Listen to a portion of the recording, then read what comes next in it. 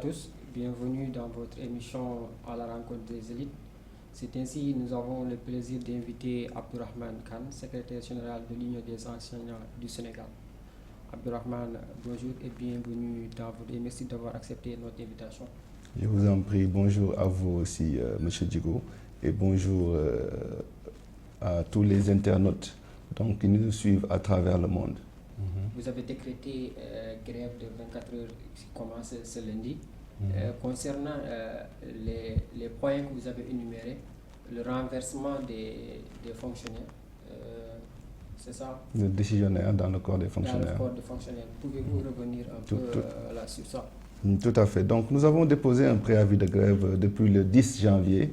Donc ça a expiré un mois après, donc le 9 février 2023. Le 6 mars passé, nous avons fait notre premier plan d'action par 24 heures de grève en guise d'avertissement. Et nous disons que jusqu'à présent, il y a le mutisme du gouvernement, raison pour laquelle nous faisons encore une deuxième grève d'avertissement, donc ce lundi 13 mars 2023. Entre autres revendications, nous avons le reversement intégral des décisionnaires dans le corps des fonctionnaires. Parce que nous disons que vraiment, il est injuste de maintenir ce corps des décisionnaires, qui était un corps transitoire pour le personnel subalterne de l'époque. D'autant plus que beaucoup parmi nous sont entrés dans le système avant 35 ans. Mais qui a eu à durer dans la vacation, qui a eu à durer dans la contractualisation. Est-ce que là aussi, il n'y a pas de contraintes mises en place? Par exemple, voilà, il y a des diplômes mis en place pour que voilà, un fonctionnaire, un décisionnaire franchi pour devenir un fonctionnaire aussi. Non, ce n'est pas une question de diplôme. Que ce soit le fonctionnaire, que ce soit le décisionnaire, ils ont les mêmes diplômes. Mais seulement, le décisionnaire a été reclassé après 35 ans et le fonctionnaire l'a été avant 35 ans. Donc c'est ce que j'expliquais, les raisons pour lesquelles il y a beaucoup de décisionnaires. C'est parce que les gens durent dans la vocation, durent dans la contractualisation, leur formation tarde à débuter et ce n'est pas de leur faute. Une fois le diplôme professionnel en poche, on leur dit que vous avez plus de 35 ans, nous ferons de vous des décisionnaires. Donc nous disons que c'est injuste. Et nous exigeons à ce que l'État tienne compte de l'âge de l'agent quand il entre dans le système, non de son âge quand il obtient le diplôme. De même, on a un autre acquis de taille, la validation des années de vacation et de contractualisation. Ces années qu'on nous a validées, on n'a qu'à défalquer ça de nos âges quand on nous reclasse et vous verrez qu'il y aura le maximum de fonctionnaires. Et il y a un autre problème aussi de taille, vous savez, c'est les fonctionnaires en activité qui cotisent pour la retraite de ceux qui sont, pour les pensions de ceux qui sont à la retraite. Et regardons autour de nous, il n'y a plus beaucoup de fonctionnaires. Donc sous peu, le FNR risque d'avoir un problème. Cela c'est dû à quoi? Cela est dû qu'il n'y a pas beaucoup de fonctionnaires. Parce que les gens sont reclassés après 35 ans. Ce sont des textes caducs qui datent des années 1960. Les choses ont changé. Ce n'est plus automatique. Donc du coup, rapidement, tu as plus de 35 ans et on fait de toi un fonctionnaire. Donc, tu vas cotiser donc, au niveau de l'IPRES. Et l'IPRES est sur liquide et ça se comprend. Le privé cotise à l'IPRES, les contractuels cotisent à l'IPRES, les décisionnaires cotisent à l'IPRES. Or, pour les fonctionnaires, au niveau du FNR, seuls les fonctionnaires cotisent au niveau du FNR. Donc, vous verrez que sous peu, le FNR aura un problème pour payer les pensions. Nous proposons l'unicité des caisses pour faire de tout le monde des fonctionnaires. Et là, vraiment, ça va régler tout le problème. Régler tous les problèmes. Mais aussi, si on revient aussi sur l'âge de retraite, vous avez augmenté l'âge de retraite à 65 ans, n'est-ce pas? Tout à fait. Nous demandons à ce que l'âge de la retraite soit prolongé de façon optionnelle à 65 ans pour ceux qui le veulent. Parce qu'on se rend compte que beaucoup parmi nous, présentement, vont à la retraite sans pour autant plafonner dans leur corps. Donc du coup, ils risquent de ne pas avoir de pension complète. Donc pour leur donner la chance vraiment de cotiser et de plafonner dans leur corps, nous demandons un supplément de 5 ans pour ceux qui le veulent. Mais est-ce que là aussi, il n'y a pas de conséquences? Par exemple, il y a des jeunes qui veulent intégrer le système, qui veulent quand même voilà, donc, se débrouiller pour... Vous savez, nous aussi, on a été jeunes et on a beaucoup contribué pour le relèvement du TBS, du taux de brut de scolarité. Donc, je pense que c'est l'occasion pour que l'État nous tende la perche, comme on a eu à le faire à l'époque, afin que nous puissions plafonner dans nos corps et avoir des pensions décentes. Je pense que ça, c'est la reconnaissance. La reconnaissance, mais aussi est-ce que vous avez aussi donc, penché votre regard aussi sur les jeunes quand même, qui postulent Voilà, parce que de plus, il y a l'âge de retraite qu'on augmente, de plus, est-ce qu'il n'y aura pas aussi de plus de vieux qui s'engagent dans le système, qu'il y aura la jeunesse qui sera au chômage aussi. Non, vous savez, si tout se passait normalement, on n'aurait même pas demandé un prolongement optionnel de l'âge de la retraite. Vous savez, quelqu'un qui plafonne, même si on lui ajoute 20 ans, sa pension ne va pas évoluer. Nous demandons juste 5 ans pour ceux qui n'ont pas encore plafonné dans leur corps. Juste pour ceux qui n'ont... C'est pour ça qu'on ajoute le mot optionnel. C'est sûr que beaucoup parmi nous préféreront aller à la retraite à 60 ans parce qu'ils ont déjà plafonné. Mais ceux qui n'ont pas plafonné, qu'on leur laisse le temps de plafonner, vu que ce n'est pas de leur faute, c'est à cause des lenteurs administratives. À cause de l'entrée, si on revient un peu concernant la redynamisation des formations. Tout à fait. On se rend compte depuis 2018 quand même, l'État met la pédale douce sur la formation au niveau de la FASTEF, au niveau de l'ENFEFS, au niveau de Kirina, au niveau du centre horticole de Cambérène, entre autres. Donc nous demandons vraiment que la formation soit redynamisée afin que la carrière de nos collègues contractuels ne soit pas bloquée. Mais vous savez que je ne dis même pas blocage de formation, mais il y a des filières au niveau de l'enseignement technique et de la formation professionnelle qui n'ont même pas de plan de formation. Entre autres, traçage, cordonnerie, bijouterie, gestion, informatique. Ces gens-là, ils sont dans le système, ils sont en train de donner des cours, mais en réalité, ils n'ont même pas de perspective de formation. Nous disons qu'il est vraiment temps que ces gens... Quelles sont les conséquences aussi? Ah, mais les conséquences, c'est leur carrière sera bloquée. Parce que s'ils n'ont pas le diplôme professionnel, ils ne pourront pas être reclassés. Ils risquent d'être d'éternels professeurs contractuels. Et même là, l'État ne respecte même pas la tenue donc, des commissions d'avancement à date échue. La carrière des contractuels non seulement est bloquée, ils ne peuvent pas faire d'avancement et leur formation aussi est bloquée pour certains. Donc vous voyez ce que ça fait. C'est inadmissible. Concernant aussi le recrutement des 6 000 enseignants, donc vous avez surtout appuyé sur 2002. Tout à fait. 2002. Parce que c'est en 2002 qu'il y a eu un recrutement spécial de 5 000 enseignants. Et ces derniers ne sont pas formés. Ils ont été recrutés sur la base du diplôme académique. Donc, ils ont besoin d'une formation pour avoir leur parchemin professionnel afin d'être reclassés dans un des corps de la fonction publique. Vous savez, nous, Union des enseignants du Sénégal, nous sommes dans le système depuis 1992. Nous sommes les précurseurs donc, de la vacation.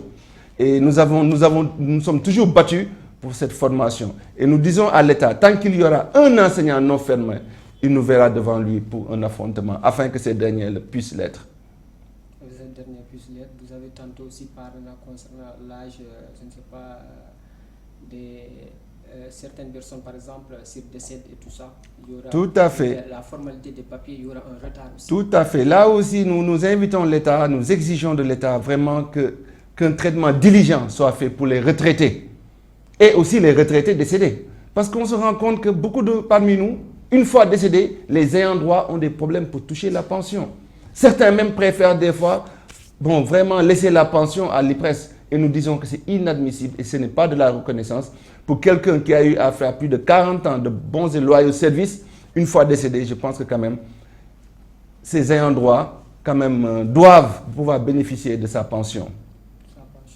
Aussi, si on revient aussi donc le renversement de MEPS dans le corps de PC. Tout à fait. Il y a le reversement aussi des MEPS, des maîtres d'éducation physique et sportive, et le reversement aussi des METP, des maîtres d'enseignement technique et professionnel, dans le corps des PCEM. Parce qu'on se rend compte qu'ils sont dans les CM et lycées, ils y officient comme des enseignants du moyen secondaire, mais on les traite comme des instituteurs. C'est comme les chargés de cours. Nous exigeons qu'ils soient amenés à la FASTEF afin de décrocher le parchemin qui leur permettront vraiment d'être des enseignants à part entière du moyen secondaire. Ce renversement-là, est-ce qu'il y a des lois établies ou bien il y a des, par exemple, diplômes que ces personnes... Mais tout à fait.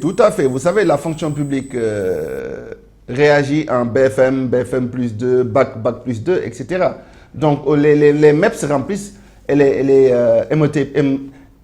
METP remplissent ces conditions. S'ils ne les remplissent pas, il y a une formation qu'on va appeler une formation de recapacitation afin qu'ils puissent remplir ces conditions et officier comme des enseignants du moyen secondaire.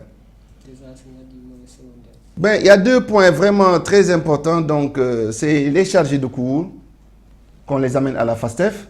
Il y a la question du BFM, Djigo. Présentement, le BFM n'est plus crédible à cause de calculs d'épicier. Cela est dû à quoi si Mais parce que nos dirigeants préfèrent ne pas faire bouger les enseignants, rien que pour ne pas payer d'indemnité. Est-ce que aussi la faute ne revient pas aussi aux enseignants? Comment? Comment? Le manque d'engagement quelque part des enseignants. Non, non, vous savez, nous avons toujours fait preuve d'engagement. Nous avons toujours montré que nous sommes engagés. Allez à l'intérieur du pays, vous verrez de vaillantes et de vaillants enseignants dans des conditions extrêmement difficiles et qui font d'excellents résultats. Donc, il ne faut surtout pas me parler d'engagement. Nous sommes même plus qu'engagés. Nous sommes vraiment très, très engagés. Nous sommes engagés jusqu'au bout. Et c'est une occasion qui m'est offerte. Vraiment, vu que nous sommes, je ne dirais pas le 8 mars, mais dans le mois des femmes, pour vraiment remercier et féliciter donc toutes les Amazones de l'Union des enseignants du Sénégal qui sont réparties dans les 14 régions du Sénégal. Merci mesdames et chapeau bas. Chapeau bas. Et si on revient aussi sur les élections dont vous avez parlé tantôt. Tout à fait. Les élections de représentativité sont en train de se dérouler. Donc c'est du 6 mars au 13 mars, Inch'Allah, à 10 h. Les collègues sont en train de voter et nous les invitons vraiment, pour les collègues du moyen secondaire, vraiment de voter pour l'Union des enseignants du Sénégal pour que nous puissions rejoindre les autres autour de la table de négociation. Et aussi pour les collègues de l'élémentaire de voter pour Oumar Walim Zoumarou du CELSO. Et Inch'Allah, autour de la table, l'US et le CELSO autour de la table, vous verrez la différence. On fera preuve vraiment de démocratie. On fera preuve aussi de leadership pour vraiment que ceux qui ne sont pas autour de la table sentent qu'ils ont des représentants autour de la table. Nous serons là donc pour tous les enseignants, sans considération de chapelle. Démocratie. Tout à fait. Vous pouvez insister là-dessus. Une démocratie, ce que j'appelle une démocratie, vous savez, quand on parle d'élection de représentativité, on dit que les syndicats les plus représentatifs seront autour de la table, mais vont représenter les autres, ce qui ne s'est pas passé la dernière fois. En 2017, ce qui était passé aux élections de représentativité était autour de la table que pour leurs organisations syndicales. Et ça, vraiment, nous le regrettons avec la dernière énergie. Quand on est autour de la table, c'est pour tous les enseignants, toutes les organisations syndicales. On doit les rendre visite avant d'aller en négociation. On doit les rendre visite pour restituer après les négociations. C'est ça la démocratie. C'est ça qui est normal. C'est ça qu'on attend quand même des syndicats représentatifs. Qu'ils fassent preuve de leadership. De leadership. Tout à fait. Là aussi, vous pouvez insister. Preuve de leadership. Cela est dû à quoi dans le système, donc de montrer voilà, leur bravoure, voilà, donc, leur engagement. Leadership plutôt pour montrer qu'ils ne sont pas leaders dans le mouvement syndical pour rien. Quand les gens doivent sentir que ces syndicats représentatifs sont là pour toutes les autres organisations syndicales, pour tous les enseignants, pas seulement pour leur chapelle. C'est pour tous les syndicats. C'est pour tous les syndicats. On a l'habitude de dire voilà, un engagement, leadership, de fur et à mesure, voilà, tourner le dos à certains aussi. Mais là, les gens qui tournent le dos, on les sanctionne. Quand on dit qu'on est représentatif, ce n'est pas éternel. Chaque 5 ans, il y a des élections de représentativité. Si vous ne faites pas votre travail, mais les autres élections, on ne vote pas pour vous. Donc nous avons intérêt à faire preuve de leadership. Ah oui. Celui qui ne fait pas bien son travail, on le change. La représentativité, ce n'est pas éternel. Les enseignants ne sont pas dupes. Ils savent qui est qui pèse combien, qui peut faire quoi. Donc là, rassurez-vous. Malheureusement, le temps qui nous est donné vient d'être terminé. Quel message aussi lancerez-vous à ces gens qui nous regardent, surtout les enseignants, donc, surtout à l'Union des enseignants du Sénégal? Le message que vous voulez vraiment faire passer, c'est très important. Le message que j'aimerais faire passer, c'est vraiment rappeler aux enseignants que nous avons toujours été demandeurs de la dématérialisation.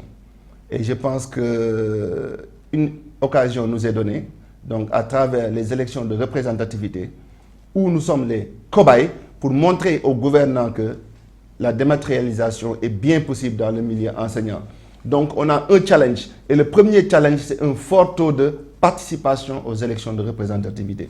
J'invite donc toutes les enseignantes et tous les enseignants à tout faire pour aller voter pour ces élections de représentativité. Nous devons atteindre le cap des 80% de participation. C'est bien possible. D'autant plus que c'est un process qui est déjà déclenché. Nous avons notre outil, le Mirador, et moi je rêve que ce Mirador soit un outil vraiment de dématérialisation, que même les actes administratifs puissent passer par le Mirador, que l'enseignant qui embrasse la carrière d'enseignant, donc que ces documents soient numérisés, que ça le suive jusqu'à sa retraite. Mais présentement, ce qu'on voit, c'est extrêmement difficile. Ce n'est que dans le milieu de l'enseignement qu'on voit quelqu'un, quand il entre dans le système, il dépose un dossier, il fait des avancements, il dépose un dossier, il est reclassé, il dépose un dossier, il va à la retraite, il dépose encore un autre dossier, comme si ce n'était pas la même personne. Avec la dématérialisation, je pense que ça va être un souvenir.